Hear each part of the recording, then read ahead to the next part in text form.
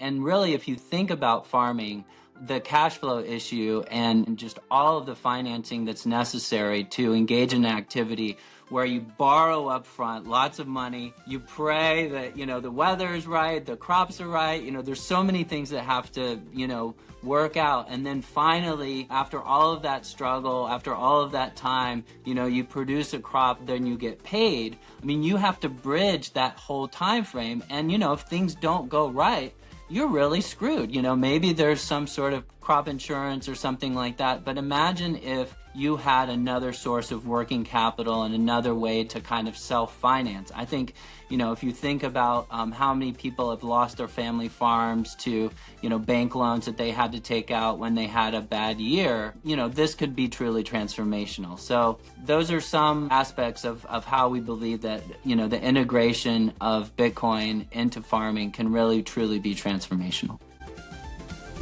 Welcome to the Leather Lounge, a weekly show recorded live every Tuesday where we explore the latest innovations in the Bitcoin ecosystem. From DeFi and dApps to digital art, we bring you in-depth conversations with developers, artists, and community leaders who are shaping the future. Whether you're here to learn about cutting-edge projects or to deepen your understanding of blockchain basics and decentralization, Leather is your go-to source for all things Bitcoin. Content shared on this podcast is for informational and entertainment purposes only. It does not constitute financial, investment, or legal advice. The views and opinions expressed are those of the host and guests and do not reflect the official policy or position of any other agency, organization, or company. We encourage you to conduct your own research and consult with a qualified professional before making any financial decisions. Well, hello and welcome back to the Leather Lounge, where each week we bring you the conversations with the most prominent thought leaders, founders, builders, artists, and innovators in the Bitcoin ecosystem. I'm your host, Sean Longstreet, and in honor of Earth Day, today's episode explores one of the most misunderstood aspects of Bitcoin, its relationship with energy and the environment. The mainstream narrative often stops at the idea that Bitcoin consumes a lot of energy, and what's often missed is the broader context, the kind of energy being used, and how Bitcoin mining can help scale clean infrastructure, reduce waste, and create powerful incentives for renewable innovation. It's a theme that we've explored before with guests like Bitcoin philosopher Troy Cross and Nicholas Druin, founder of Constellation Heating, who demonstrated how mining can repurpose waste heat and lower emissions. Our guests today are carrying that vision forward in exciting new ways. Joshua Phelps and Mark Smith are the co-founders of Carbon Country, an innovative project that integrates solar farming, regenerative agriculture, and Bitcoin mining to revitalize American farmland, sequester carbon, and increase access to sustainable energy. They're also active contributors to the Stacks ecosystem, where they operate validator nodes and help secure the Bitcoin Layer 2 network that enables smart contracts and decentralized applications, all while anchoring to the security of Bitcoin. Their work represents a multifaceted approach to Bitcoin, one that expands its utility and drives real-world impact. This is a powerful and timely conversation about why Bitcoin is not only compatible with environmental goals, but can help advance them. If you enjoyed these conversations, please do subscribe on Spotify, Apple Podcasts, or YouTube and leave us a review. It's an easy way that you can support us and help connect us with more listeners. So let's get into it. Josh and Mark, welcome to the lounge. Thank you so much for having us. So we'll get into your backgrounds and everything, but first let's start with, what is Carbon Country?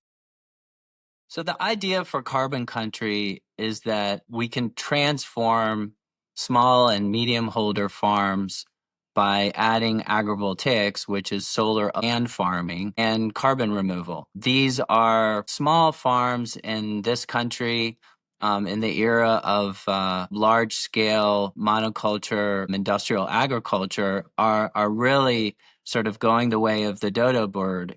But these are beautiful properties all over many near major metropolitan areas, and we're looking to sort of repurpose them and find new value in a way that's really, truly meaningful for both the communities and for the environment. I'm wondering about this connection between fiat money and kind of fiat food. You mentioned the death of these massive monoculture farming techniques. Can you talk about the limitations the current situation that we've found ourselves in over the last several decades with the food system and food culture in America, and how possibly Bitcoin can be innovating our food system as well as our financial system?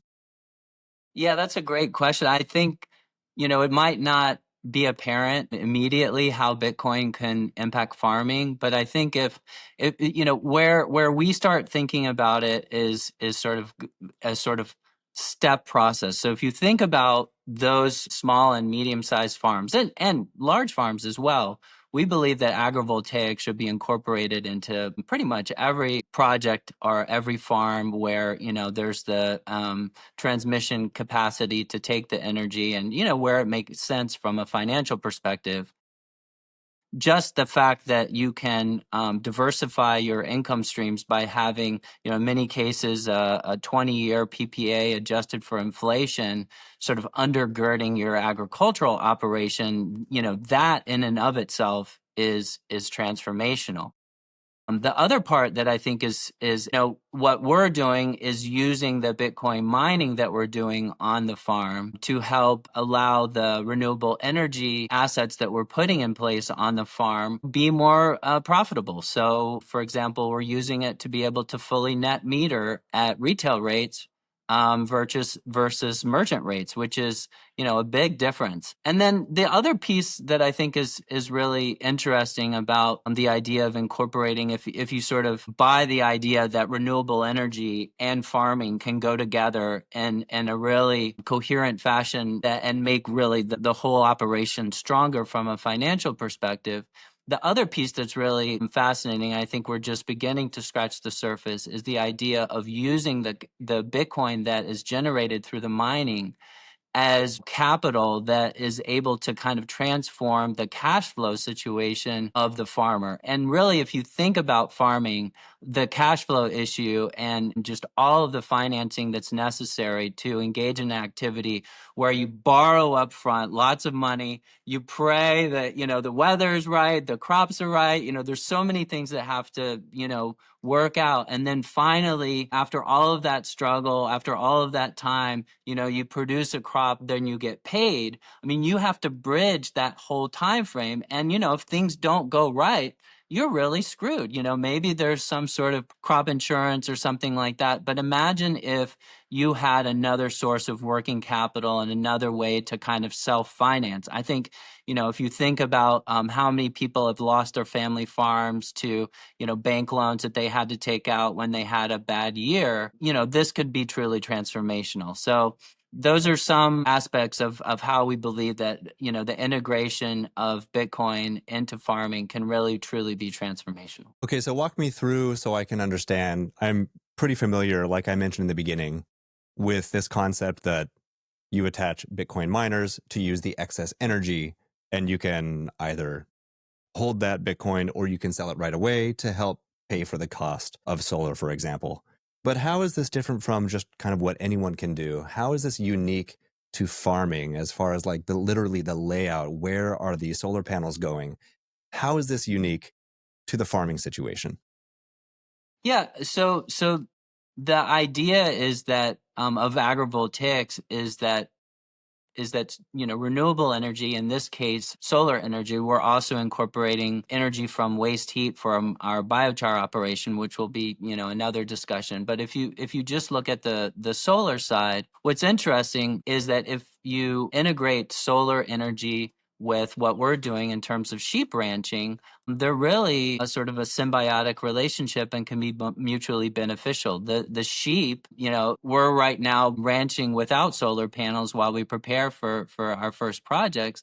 But you can see, like, if there's one tree in the middle of the pasture, the sheep will go there and sit under the shade. So the shade is a big deal, and it reduces the heat stress, which is an increasing issue in agriculture for all kinds of livestock, diminishes their need to for water, which is both good for the planet and good for their health. And as a result, they actually end up gaining weight faster because of the lack of the heat stress and their ability to find good fodder under those panels. So and solar side, it's much cheaper and much less potentially damaging than running a mower under the panels. And so the sheep are really quite gentle, and they benefit from the food. And on the O&M side, on the solar, you get a more attractive option.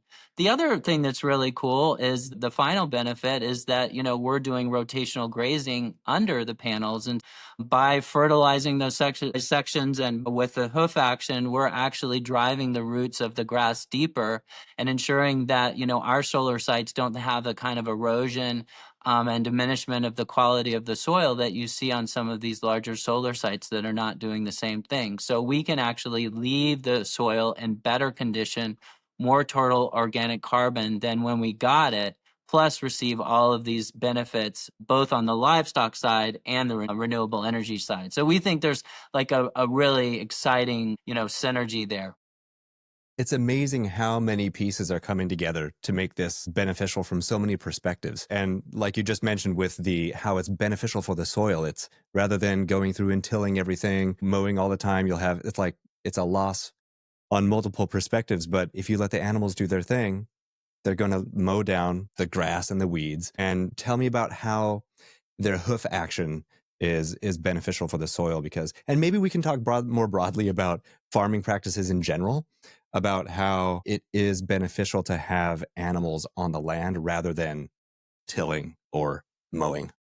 Yeah. I mean, it's kind of really just going back to I don't know if you're spiritual, of how God created, or how things started, right? That in these vast prairie lands, that like if you were to watch buffalo, or and we used to have, we're in Maryland, and people were surprised, but we used to have buffalo on this eastern side, and they actually were responsible. Like, people think that this area was like completely forested. No, but like their activity, they're grazing, the hoofs, etc. All of that created a kind of savanna here in not just in the West, but also here in the East. And so they have, the ruminants really have, and the grazing just naturally, they kind of graze in packs. And so what we're doing, both for protection and to stay close to their unit, and they sort of naturally rotationally graze. So what we're trying to do is basically like mimic those practices on our little stretch of the universe. Really, it's kind of just all going, and I think a lot of these things are right, like just going back to nature, and that nature really did know best. Absolutely. Well, that's a good picture. I want to put a pin in the biochar because I'm curious about that as well, and the carbon sequestering. But let's talk about you two and how you got connected with each other, and because you both have synergistic backgrounds in not only farming but in the Web3 space. So Josh, let me throw it to you for an intro so we can understand what you guys are bringing to the table in this partnership with Carbon Country. Sure. I mean, do you want me to talk about how Mark and I met? Sure, yeah. Interestingly enough, we had, as people do in DC, we had mutual friends. We just didn't even know it. And we kind of connected via a Web3 sort of virtual but also real museum called Archive, which was securing really amazing fine art via Kelly Wong, who was a professional art consultant. And what we did is we had a treasury, and then we were capturing the votes for what we should vote for on chain. And it was very experimental at the time, especially in the fact that it was sort of bridging the art world. Not just like NFTs were all of the rage at that time, but we were sort of doing something different, and that was very cool. And it was set up as a DAO, and Mark was a member. And then we realized, we were sort of both from DC. I was living in Mexico City at the time, but and then we realized we are also part of a friend's really cool streetwear shop in DC. And, there was all these synergies that we were finding out, and Mark was always the most curious on the call, and even would set up time with one of our operators at the time, this gentleman Jordan. And yeah, we just started to vibe. And then I met him a few times in DC. We would do some museum tours and things like this, and coat drives with other people in the Web3 space, of which DC has a really robust community, so much that, There's an ETH DC happening on Thursday. There's a new strategy Bitcoin hub, which I'll plug because we're going to be an inaugural part of that. But so I met Mark that way, and then December of 2023, we started talking, and he had this idea, which I want to totally give him the benefit of talking about that. And I was really enjoying my life in one of the coolest cities in the world, in Roma, in Mexico City. And he had this idea, and I was like, wow, do I really want to pack up all my stuff and go live on a farm in Southern Maryland? And the answer was yes. We went around. I have pictures of us in the snow in West Virginia. Another area that we're looking at, besides of our little area here in Maryland, just going around looking and deciding, like, where should we do this, because we knew it will work. And then we found this place in Maryland. We closed on it May 9th. I moved on to the property. Mark comes every day. He's over here. I'm pointing that way. He's in the barn over there. I'm down sitting on the porch in the pump house shack where we have made a residence, and off we go. So it's been an amazing experience, and it has not been, fast. It's such a combination of both software and hardware, I would say, and really boots on the ground, which is the only way to do this. You can't just talk about it. And we're out here stringing up thousands of yards of fence. We have our sheep flock has gone from 22 to 35 in the last 11 days, and we've got chickens, and we've got crazy dogs that want to roam 15 miles. But and maybe we can get into it later, but we're doing this for real. We've joined the Farm Bureau. I've joined the comms committee. Mark's on the legislative committee. We want to make our network, these farmers network, and bring them along with what we're doing. And that's how Mark, he didn't have to sell me that hard, but that's really, with my background in the NGO space, and always something, helping people has always been ingrained in what I've been doing, whether it was cancer research to NGOs to now this. And that was really, and he and I and that's what we bonded over the most, I think, and while we're doing this. How can you add on to that, Mark? Let's get your background and how you Well, connected. yeah, it's not every day that you convince someone to leave your beautiful apartment in Mexico City and live in a shack without, plumbing. But I think, both of us saw the opportunity, and not just the opportunity to, to do something cool and just to make a buck, but really to have, a deep impact in the communities where we work. And so I think, building off of that ethos as a foundation, how can we not just generating like tax revenue, but like how can we generate employment? How can we educate the next generation of farmers, electrical engineers, folks that want to get involved in the carbon removal space or environmental space? All of those things were really elements that we really had in mind, and are kind of driving this idea. Like, we're not going to be successful if we just become rich. Like, we will be successful if we leave our community in a completely different situation, both from a resilience perspective in terms of ability to respond to all of the challenges of today's world, but also from employment and really just a learning, and skills perspective as well. So all of those things, I think, really motivate us and are the reason we want to get up every day and, piss in an outhouse. Yeah. That's something I hear a lot of guests talk about is, yes, there's NGU, there's number go up technology, right? But there's also this element of how can I lift up everyone around me? I'm curious about the logistics. So maybe you can start by painting us the picture about, tell us more about the farm you're on, the physical logistics of connecting everything. But also, if we can expand that to what does it mean to be interfacing with the community, to be working with the energy companies around you, and to be leading the way and building a blueprint that other people can follow as well. Yeah. So in terms of like what we have planned on for this first pilot property, the property that we're on is a 74 acre farm. The reason why we both liked it was that it had some pretty well developed barn infrastructure and fencing and water, and for the animals, and then just this absolutely beautiful 24 acre pasture surrounded by trees. So like we're going to be able to do, 5 megawatts. So we're intending to do 5 megawatts of solar, so just enough to qualify for the community solar program in Maryland. And what that means is that we can actually sell solar, if we do it right, to our local community and reduce the rates that low income folks pay by 20% and medium income folks by 10%. So we can really do a good turn for the community. This community, I pass a church that's nearby every day, and like the line of people that are food insecure and dependent on help is really quite large. If we can have an impact there, I think it makes a big difference. When you say 5 megawatts, how many square feet is that? How many panels is that? So I mean, that's where we're talking about basically covering 20 acres of pasture with the solar panels. Now, we're not doing it as a typical solar developer would do it, where, they would try to pack as many panels in as possible.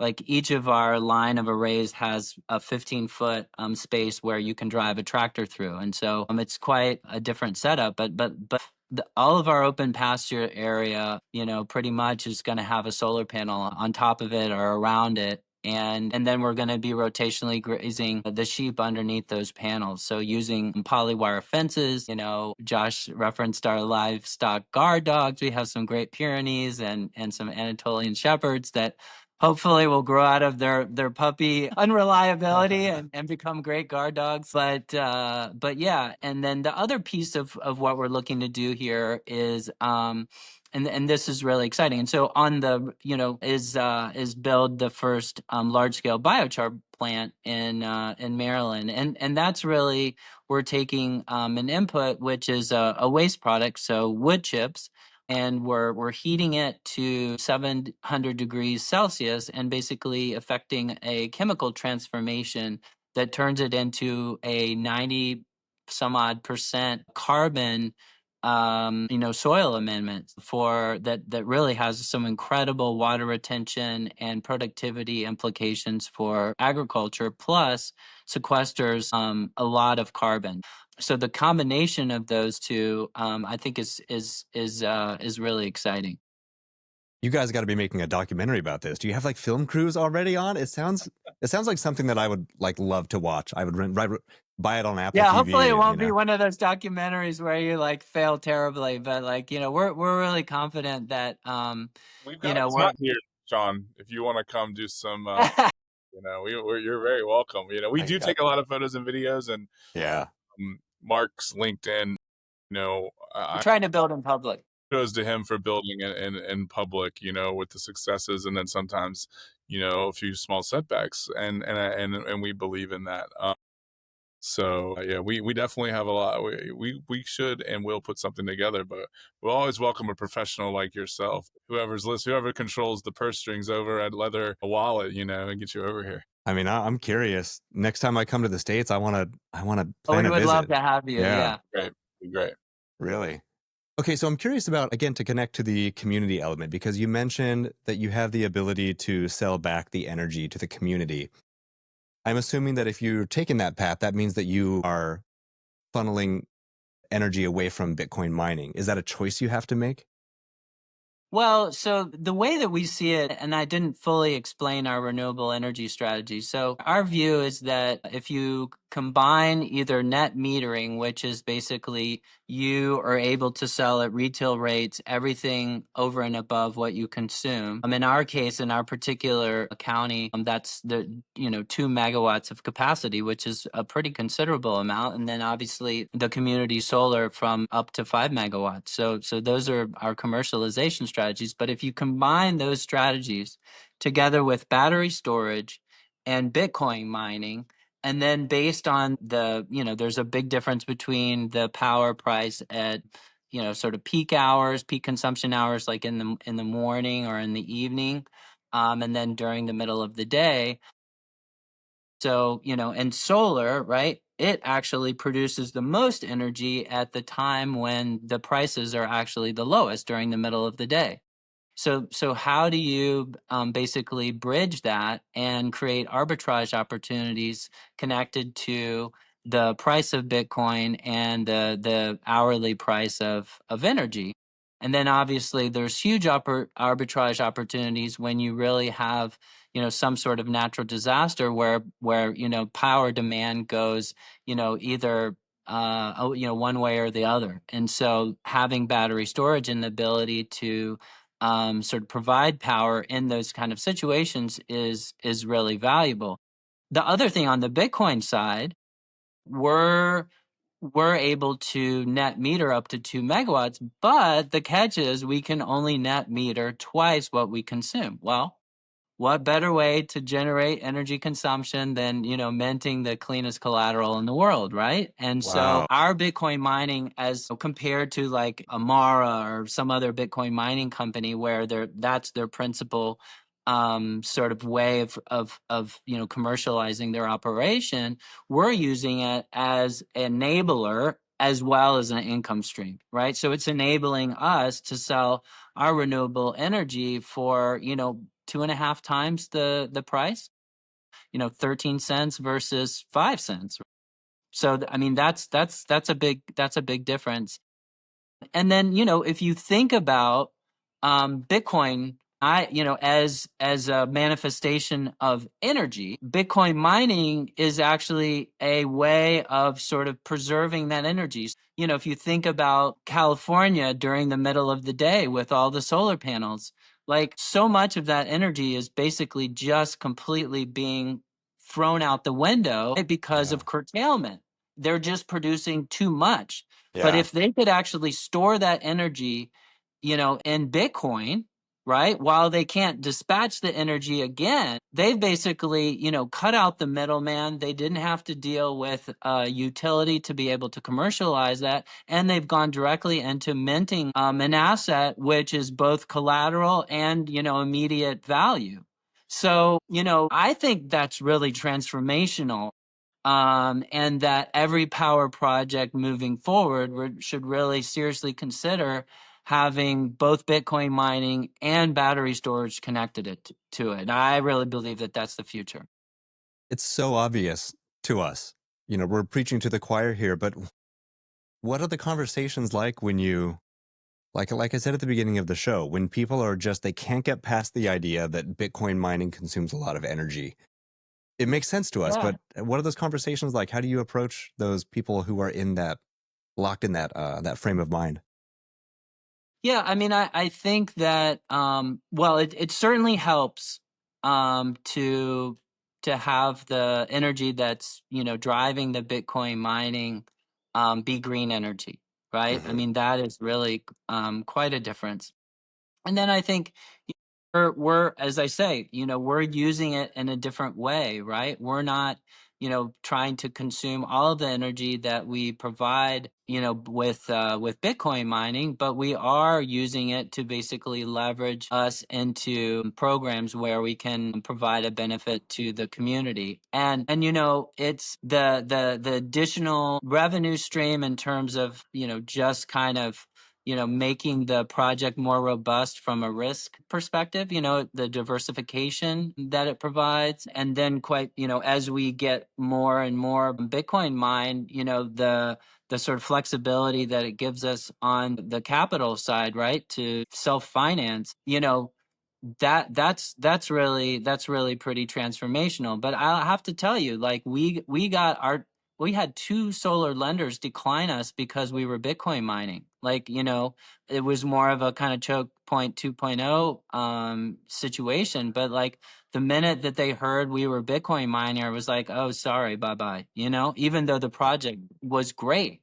Yeah. I mean, there's a lot of resistance on the kind of environmental community. I think we're able to assuage that by the way that we're using this differently and as an enabler to develop more renewable energy and to get the kind of cash flow and financing that's necessary to accomplish that. But quite frankly, I think there's other barriers too, just in terms of people just seeing Bitcoin mining as something that's, somehow sketchy or scurrilous or whatever, particularly on the part of people, the lenders. Yeah, we'll get there. Baby steps, Yeah.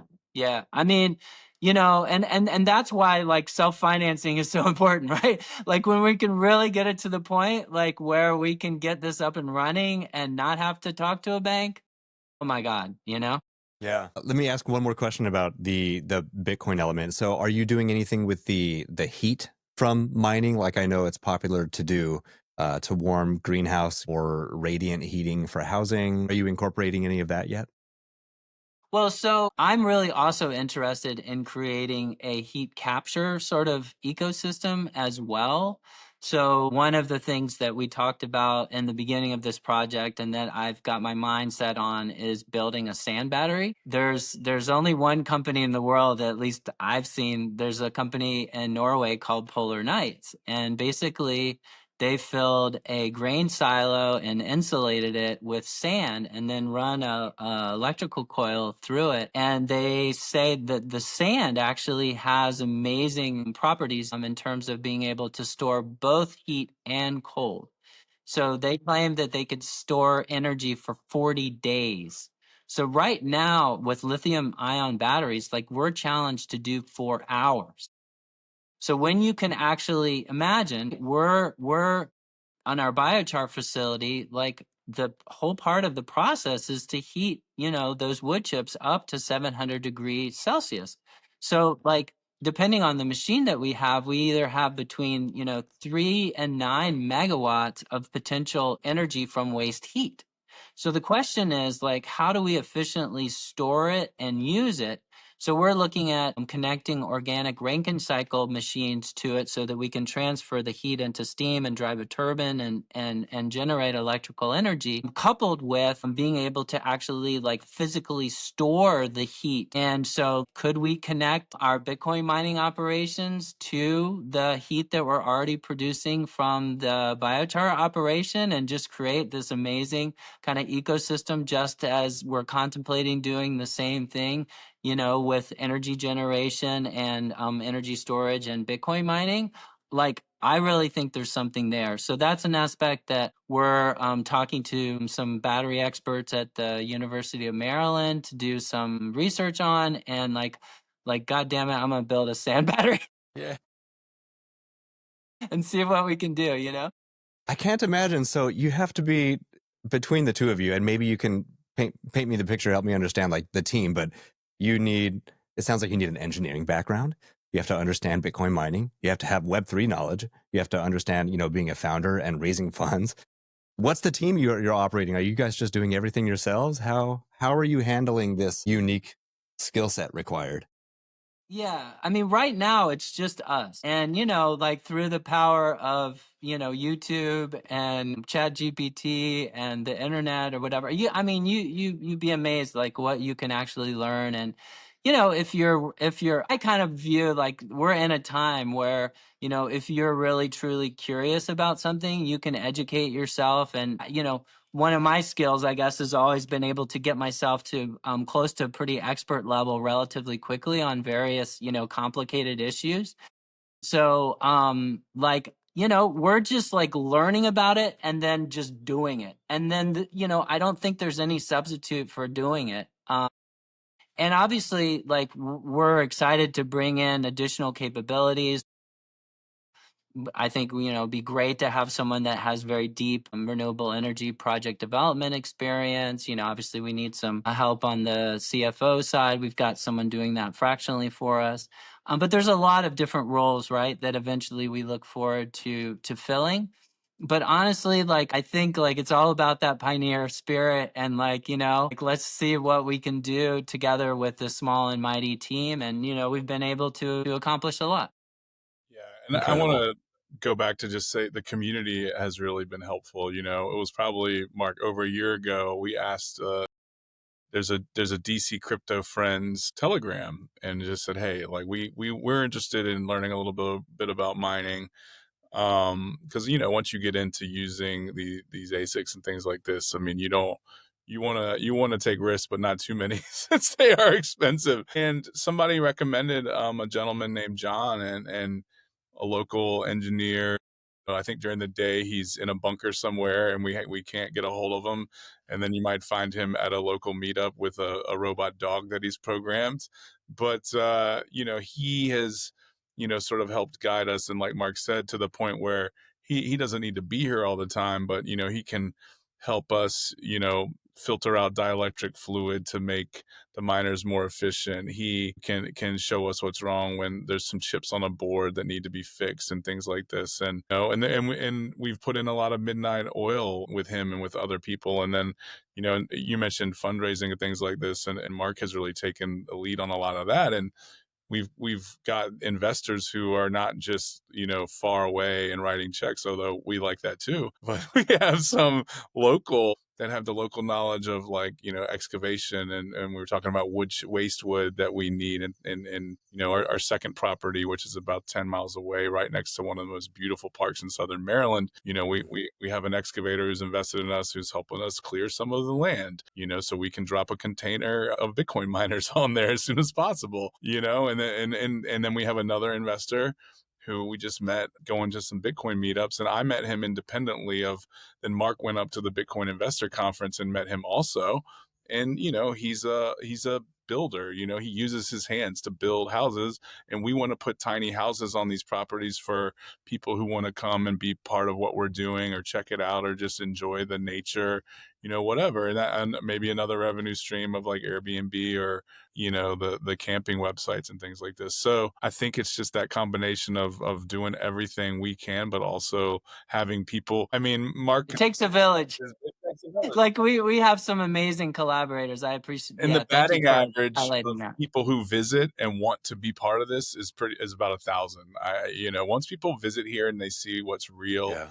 and they pet the dogs and see the sheep or whatever, I mean, they're like, okay, they see the miners in the barn, they get it. So that's been great. But yeah, lean, I haven't read the lean startup book, but I imagine we're pretty lean in any terms. But we've got, like Mark said, a village of people stepping up, and with sweat and also investments as well. I know Bitcoin excites people, people who are into this. They see the potential, they see the future, that Bitcoin is hope. That's one common theme that we come down to. Well, you said it takes a village, but sometimes it takes building a village too. So I can't wait to see what you guys build with these tiny Absolutely. homes. That's right. Yeah, we're stoked. Yeah. Cool. Well, let me ask how you got connected to the Stacks ecosystem. Yeah, I can take that one, I think. And it's just super easy. Shaylee, who who works with you, I've known her for probably 4 years. Met at a Web3 event at one of the Art Basel Miami's. Our friends at Friends with Benefits DAO were throwing a bunch of parties down there, including a day party, and I just happened to sit with her, and realized, oh, like we're both in the DC area, and she had worked at, I want to say, USAID. She had worked in the NGO space as I had, and we just hit it off and followed her journey. She's one of the founders, if not the first person who started the DC Crypto Friends Telegram group, which has gotten huge these days and led to its own, festival. And we just kept in touch. And then when she joined Stacks, I was like, that's awesome. And me and this crazy guy, Mark, are working on a pretty cool Bitcoin project. Let's talk. And then, I want to pass it back to Mark, because when we learned about Granite and what we're trying to do and using Bitcoin to unlock working capital, I mean, that was a no-brainer. Yeah, yeah. And I think, we were from the beginning, having played around with DeFi and all of that sort of stuff. We wanted to find a way that we could address the working capital issues for our operation from the mining perspective, right? Without having to sell sell our bridge to keep warm, right? Like we wanted to keep the upside in our Bitcoin, but be able to generate sufficient working capital to allow us to continue to expand. And so we looked at a number of different, options. I mean, some of them offering sort of like stratospheric, interest rates and stuff like that. And we're like, let's find something like having been burnt, like, it was probably most like crypto curious people have like, and some of those schemes, like, let's and going Here about it this is. the right way. So, yeah. Sorry, I'm getting called by my daughter. Nice. Well, that's a good opportunity to shout out Trust Machines and Granite, because you mentioned, the necessity for people to take loans out from their Bitcoin, right? To not have to sell their Bitcoin. And Granite is a decentralized Bitcoin lending protocol. If you go to granite.world, you can join the waitlist. And it's a decentralized protocol. So you can, put your Bitcoin up as collateral, get US dollars if you need, to put a tiny home on your property or whatever it is. So, that it's definitely needed, because in America, there's such a need for this Bitcoin lending. I know on the financing side too. I mean, it should be happening, but to the point of our conversation, it's, people are slow to move. I can just imagine you getting a message from Alex Mashinsky. Would you like to give me your Bitcoin? I'll send you two. Right, Yeah, exactly. we're Yeah, all sure, buddy, a little, yeah. No, I mean, it's tough because there's a lot of stuff like that, and you never know. They may be well-meaning or whatever, but or they may have some crazy algorithm that like is the gift to God. But like there's a lot of stuff out there that doesn't sort of pass the straight face test, and so we're pretty excited to go with Granite, and then sort of the ability to not only be a liquidity provider, but also a validator and contribute to the network that way, I think was particularly cool. Yeah, tell us about the logistics behind that. How did that opportunity come up, and what does that mean to be a Stacks node validator? I'll let Josh take that, but it's basically, you got to have a computer, and, you need to have the programming chops to be able to set all of this stuff up. And, again, that's something where, the village came in and helped. We have a wonderful collaborator that Josh mentioned that helped work with us on that. Yeah, I mean, it sort of just came up around the same conversations when we were joining Granite, and just the opportunity to be delegated these Stacks tokens, and find ourselves amongst some of these really large players in the space who have also joined on as validators. For us, was, like Mark said, one, we want to do what we can to help the ecosystem, but two, it was really sort of validating for us on our whole journey with all of this. It felt good to join these large companies that we admired, who are also part of it. So we've been talking to Stacks developers from there. I think one gentleman's in Romania and all over, who've been helping us with like the command line structures and things like this, as Mark mentioned, and doing the virtual imaging and things like this. And this has been going on for a couple of weeks, and we're actually just going live as probably in a few hours. So we're super proud, and also of course we're happy about the rewards that we can reap also, by doing this. So that part is really exciting. And I just think too, just holistically to be involved in multiple things that Stacks are doing is really cool. There was just this amazing conference called OpNext at Strategy here in Tyson's Corner, and Stacks was a sponsor. And then I met a couple gentlemen from SetDev who are developing within the Stacks. And it was really just randomly started talking to them. I think I asked one to take my photo, and I was like, yeah, I got to get Stacks in here. And he was like, oh, I work with them. And then, I was sending notes in the telegrams and all. And it's just really cool to be good neighbors, and also being able to innovate with the things that Stacks are doing. I mean, we're building that future together, right? And so like to to play our small part and kind of like breathing life into this new financial system um is really exciting. And I think, that's kind of the opportunity here.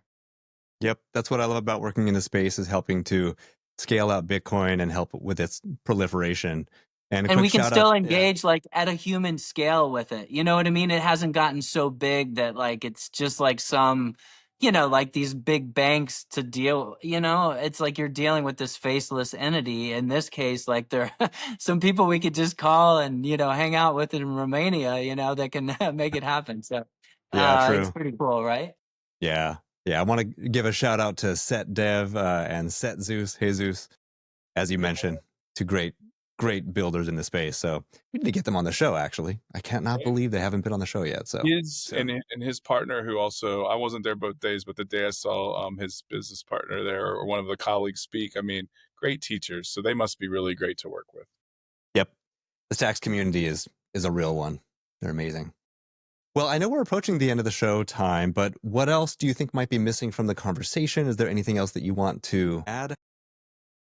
Yeah, no, I would just encourage folks who are, curious about some of these ideas, particularly those that maybe have a property that they inherited, from their family or whatever, to look into this. I mean, particularly those that are in the farming business, to think about how you might be able to integrate renewable energy, agrivoltaics, and Bitcoin mining into your operation, and how it might be transformational. And we would love to talk with you because we're learning while doing, and it's a journey that we're we're meeting cool people that can sort of take our ideas and have a unique angle on it, and then we're learning as well, right? And hoping to just build mutual understanding and hopefully build a path for ourselves. And so, come join the revolution, like get involved, and we'd love to talk with you and work with you, on this. And we really appreciate you providing us with this forum so that other people can,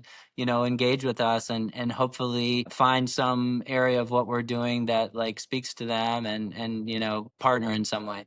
Absolutely. Well, where can people go to stay in touch and make sure that they are up to date with everything you're doing on the farm? Well, so as I mentioned, I'm building in public on LinkedIn. So if you look up, I know Mark Smith is like practically anonymous, but if you look up Mark Smith and Carbon Country, you'll find me and you can follow me. That would be awesome. I'd love to engage with you on that.